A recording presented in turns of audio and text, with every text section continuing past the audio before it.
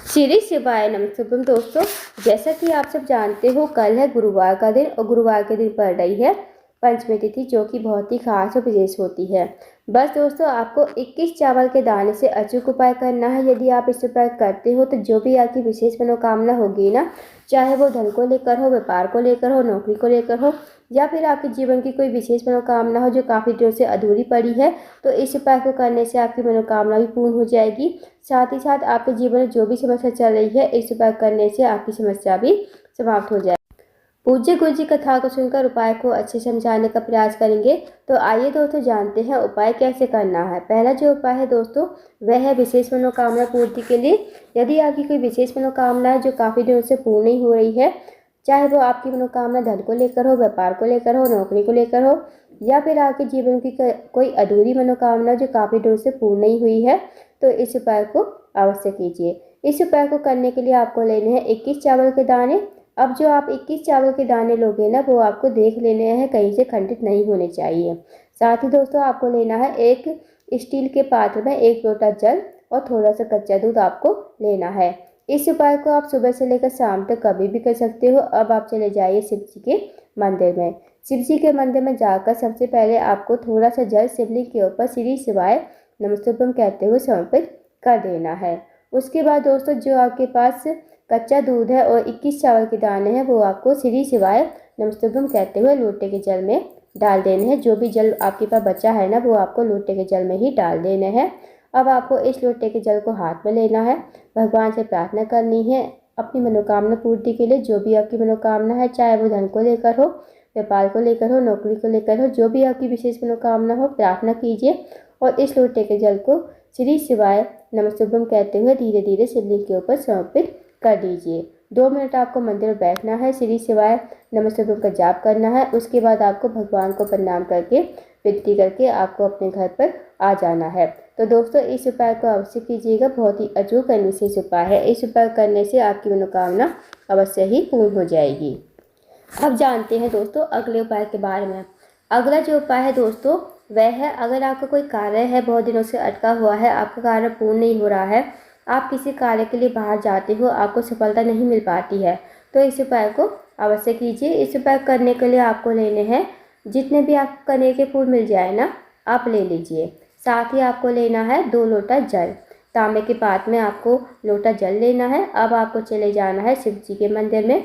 शिव जी के मंदिर में जाकर सबसे पहले आपके पास जो 2 लोटा जल है, वो आपको शिवलिंग के ऊपर दोनों लोटे के जल को एक ही धार से शिवलिंग के ऊपर समर्पित कर देना है, श्री शिवाय नमस्तुभ्यम कहते हुए।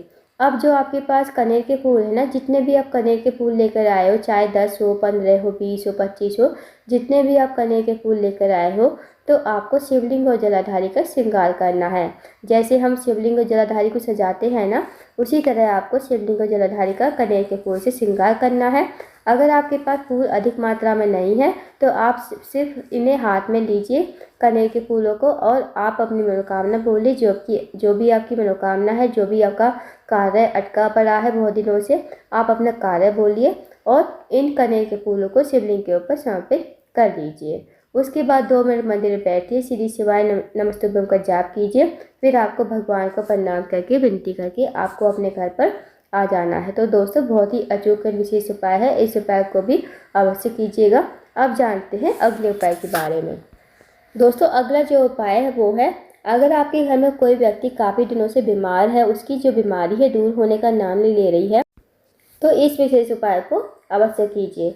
इस उपाय को करने के लिए सबसे पहले आपको लेना है 1 लोटा जल तांबे के पात्र में। साथ ही आपको लेना है 1 बेलपत्र।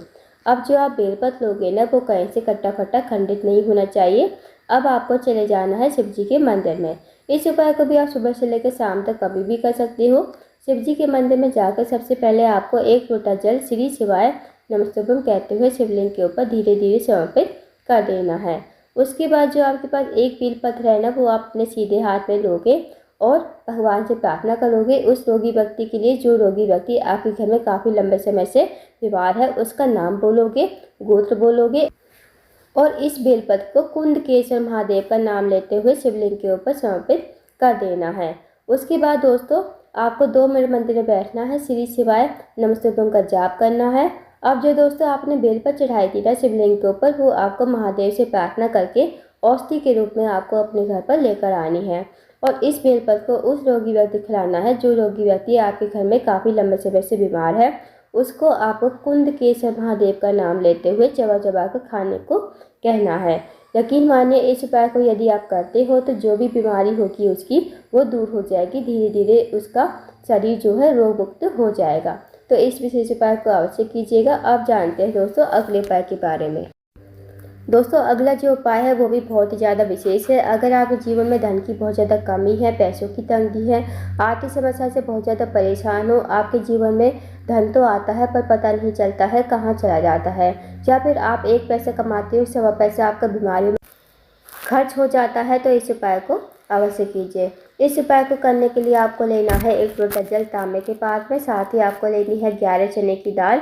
अब जो आप चने की दाल लोगे ना वो खंडित नहीं होनी चाहिए। साथ ही दोस्तों आपको लेना है एक छोटा सा गुड़ का टुकड़ा। अब आप इस उपाय को सुबह से लेकर शाम तक कभी भी कर सकते हो। अब आप चले जाइए शिव जी के मंदिर में। शिव जी के मंदिर में जाकर जो आपके पास चने की दाल है ना वो आप थोड़ी सी गीली कर लीजिए, और जो आपके पास गुड़ का टुकड़ा है वो आपको लोटे के जल में ही डाल देना है। अब आपको क्या करना है, आपको जो चने की दाल है आपके पास वो आपको शिवलिंग के ऊपर बृहस्पतिश्वर महादेव का स्मरण करते हुए और श्री शिवाय नमस्तुभ्यं का जाप करते हुए आपको समर्पित कर देनी है शिवलिंग के ऊपर।